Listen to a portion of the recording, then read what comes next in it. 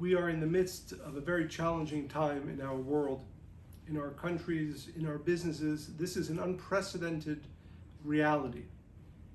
And while it is true that the great challenges exist, there is an ancient teaching that tells us that in the greatest challenges, there are the greatest opportunities.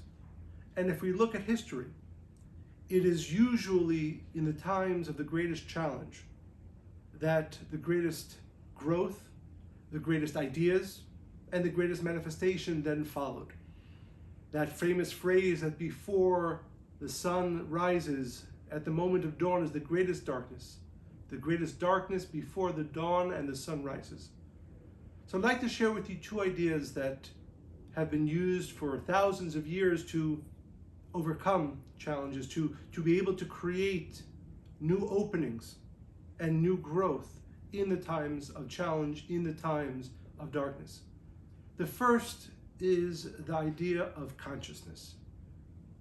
We all know that what we do is important, that what we do and even what we say has great impact on what we bring into this world and what we are able to manifest. But one of the aspects of our lives that we do not give enough importance to is our thoughts, our consciousness.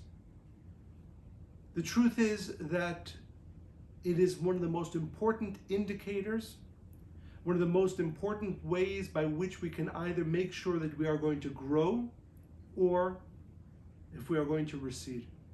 Consciousness.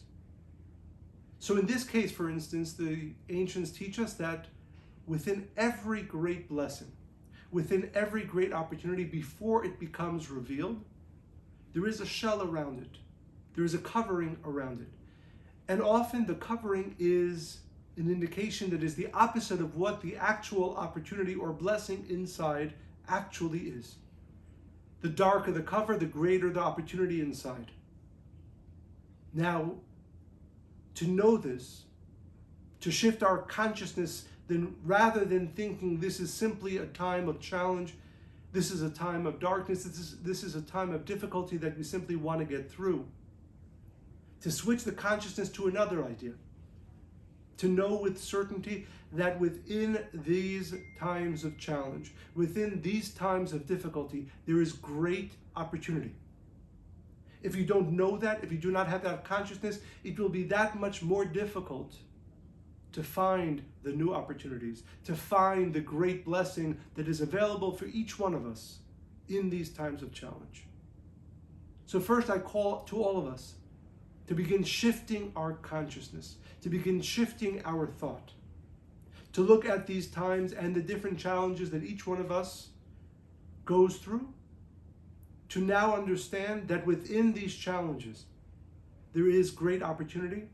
Within these challenges, there is great blessing, and knowing that and living every single day, especially during the days that are the most challenging, especially during the days that are the most difficult, to know that these are the seeds of growth, these are the seeds of opportunity, these are the shells that hold within them great light and great potential for growth. That consciousness, that shift of how we see not only this time, but our days, our challenges, and our difficulties will give us the ability to transform them, give us the ability to truly find the great opportunities in these times. And they are there. And we have to know that with certainty, and then we will be able to find them. So first I call upon all of us to a shift of consciousness of how we view these times, how we view the challenges that we face, knowing that they are not simply difficulties that need to be gone through and forgotten and left behind, but rather knowing that there is great opportunity in them, that they are simply the shell that covers great blessings for each of us.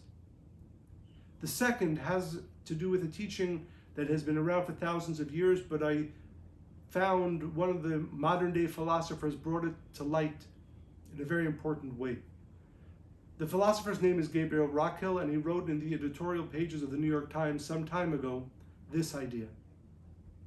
He said, we are all immortal. Now, what does it mean that we are all immortal? And he explains that each one of us lives two lives. There is what he calls the internal life. So we woke up this morning, we had our breakfast, we did our exercise, whatever it is that we do for ourselves. And we need to do for ourselves. We need to take care of ourselves. But that aspect, that part of our life that is inwardly focused, certainly that part of our life that is focused on the ego, that part goes away when we go away. But there's another life that we live, he explains. That is an immortal life. Everything that we do for somebody else, everything that we share with somebody else, every decision that we make that is for the benefit of others, that part of our life is immortal.